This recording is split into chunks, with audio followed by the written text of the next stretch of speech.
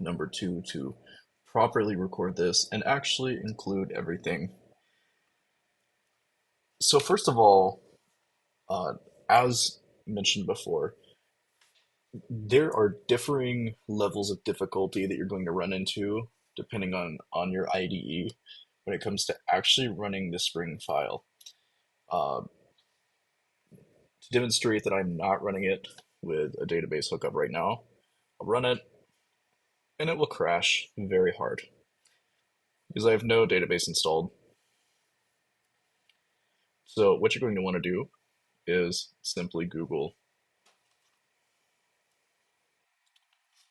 MySQL Workbench, and you're going to want to go to download, and depending on your operating system, just get the latest version.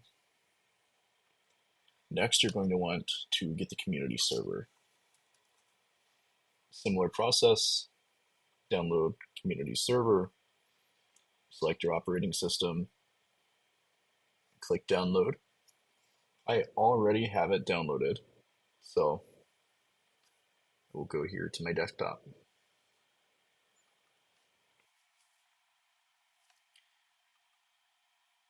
Just click through the installer.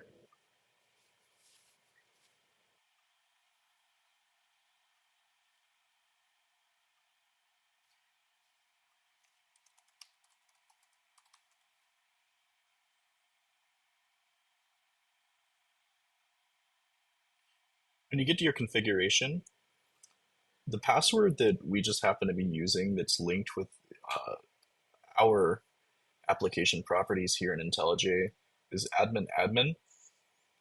You are free to change this in your own, but this is just what's been pushed into the Git files.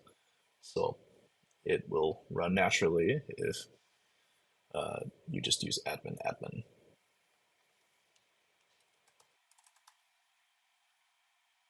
Click finish.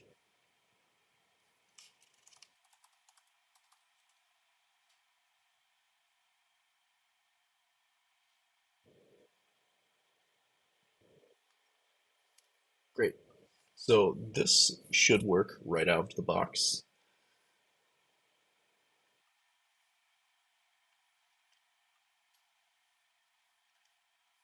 On Windows, to check and make sure that it's running, you'll want to go to your Finder and go type services and scroll down, and you will see your MySQL server running. On Mac, however, it's a little bit different. You just go to your system settings, you scroll down here to the bottom, and you will have a MySQL option, and this will show that you have an active instance of the community server running.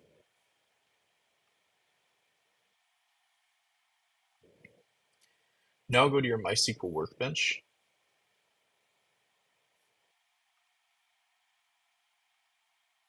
I will shut out the connection and delete this old connection.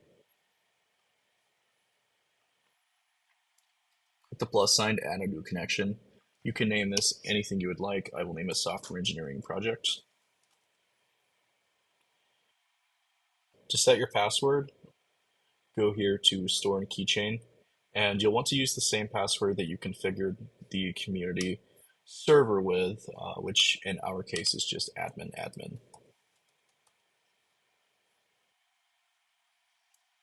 Nothing here needs to be changed. It will run perfectly fine on port 3306.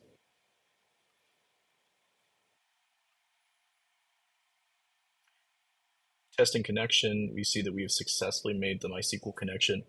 You will often get an error, or not an error, excuse me, but you will get a warning that either your workbench is outdated or that it's mismatched with the version of the community server. It is perfectly fine. This instance of MySQL Workbench is about a year old, and the one on my desktop is brand new. It's totally fine for what we're doing. Click OK, and click into the database. You will see these options that say administration and schemas. On Windows, they will be down here, roughly where this object info and session options are. Click over to administration if you're not already on it. go to Data, Import / Restore. In the project directory, I added a dumps folder with a dump file. Copy and paste this file somewhere. I have it on my desktop currently.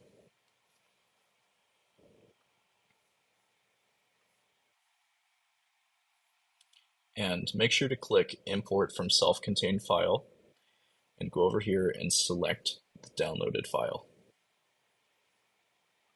Here's our dump. For the default target schema, you're going to want to click New and type lowercase movies. Okay. Now start import. You see that the import has finished. Let's go ahead and close that out. Now go back to your schemas option, which on Windows, of course, is down here, and click this icon here to refresh. We now have the movies database and tables. This table is already populated with some sample movies. Select rows by right-clicking on this table here, and you can go ahead and take a look at the sample data that's in there. Great. This now will run straight out of the box, and regardless of operating system, it's going to run on the same port. It's going to hook up perfectly fine. I've tested it on Windows, Mac, and Linux.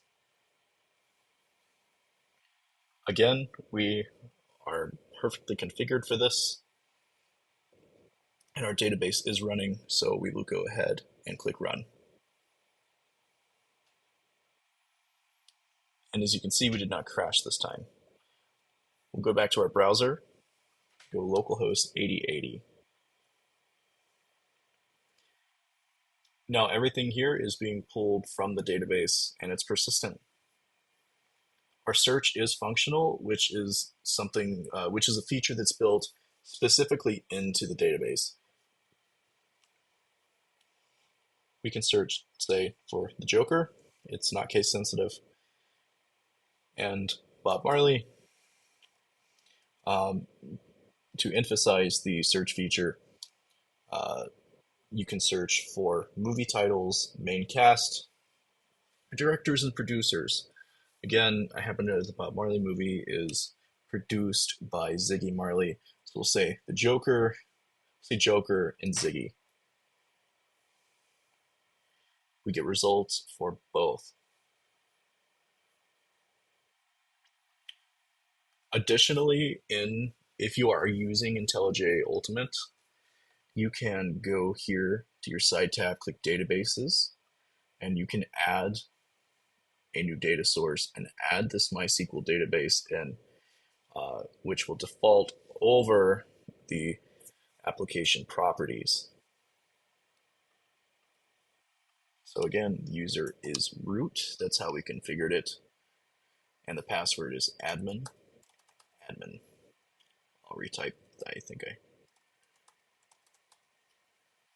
Awesome. Apply. Test connection. And we see that our connection is successful. And now we can directly interact with the database through the IDE without having to use MySQL Workbench, even though it's, in my opinion, a little bit easier to use MySQL Workbench. But this is another option to hook it up. What I forgot to mention earlier is that routing is set up. We can go to the home page, but we also have all of these other views, such as the admin view, manage movies, scheduling, promos, all of these other views. However, the view to create a new item in the database is create. So it's localhost 8080 /.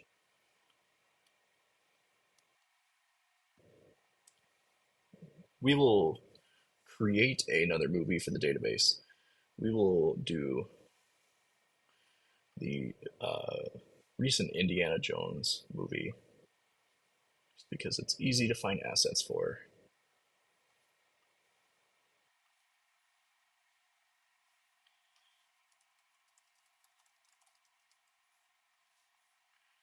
So we get the title.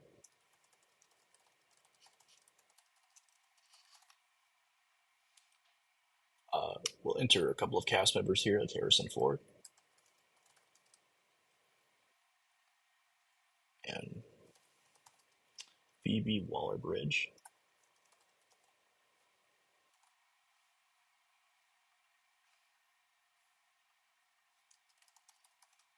The director is James Mangold. The producer is Kathleen Kennedy.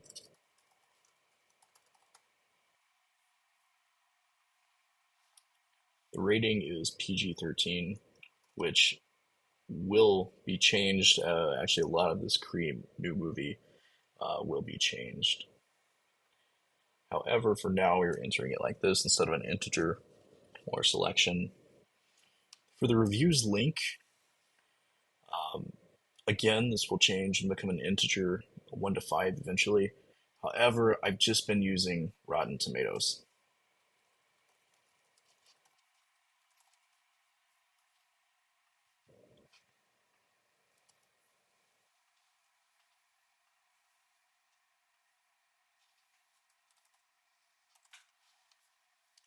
I'll pull up a synopsis here, copy and paste that in.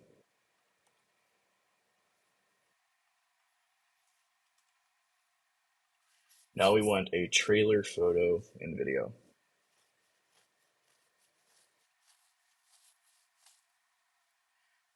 For the photo, we can just copy the link address. However, for the embedded video link, it's a little bit different. So we want to go to YouTube, and you're going to go down here to share and click embed. And you're going to want to grab this embedded link. Uh, Sometimes you have to copy the entire thing. And you're going to want to trim this down to just the link. It's not the best way to do it, but it's the only way to get an embedded link from YouTube. I'm sure you could write an API to do it. All right, great. There's the link. It is now showing, so we will put a 1 here. Again, this will change, but this implementation lets us go ahead and add movies. We've added it successfully, and as you see, it appears on the home page with everything else. It will also appear in searches.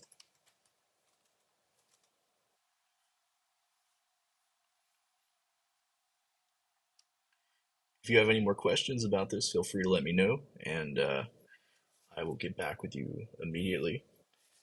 Uh, again, the main difficulty here is going to come with configuring your IDE to run the actual Spring project. The database kind of takes care of itself.